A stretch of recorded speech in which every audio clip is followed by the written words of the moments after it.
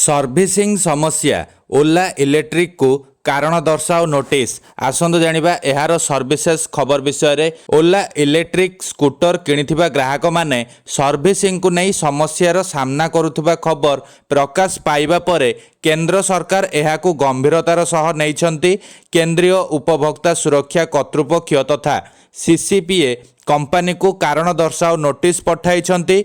Servicing विरोध रे company विरोध रे सर्विसिंग सुविधा प्रदान करिबारे यथेष्ट व्यवस्था कराइबार अभाव, विभ्रांतकर विज्ञापन, बेआईन व्यवसाय अभ्यास, ग्राहकंक अधिकार उल्लंघन भली शह शह अभियोग रही। सेही सबु अभियोग गुड़िक उपरे 15 दिन भितर उत्तर देबाकू कंपनी को कुहा जाइछि। ओला ई स्कूटर को नहीं गत वर्ष सेप्टेम्बर परठारु जातीय उपभोक्ता हेल्पलाइन जरिया 10,644 अभियोग पहुंची। सेथिरु 3,379 अभियोग सर्विसिंग रे हेउथुबा विलंब नहीं करा जाइथिला। नुआ गाड़ी डेलीवरी हेउथुबा विलंब पई 1,899 अभियोग एवं प्रतिश्रुति अनुसार सर्विसिंग कराई नथिबा नहीं 1,459 अभियोग होइतिला।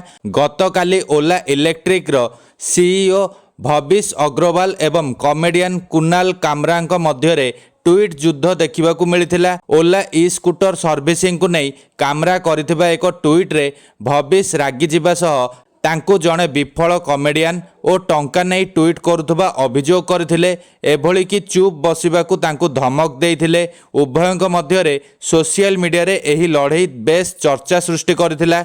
एही घटना पर आज ओला इलेक्ट्रिक शेयर रो मूल्य 9% ह्रास घटिछि। विभिन्न महल रे ओला सीईओ को मंतव्य को निंदा करा जाइथिबा बेले किछि उद्योगी तांको समर्थन रे मध्य जुक्ति करथिले।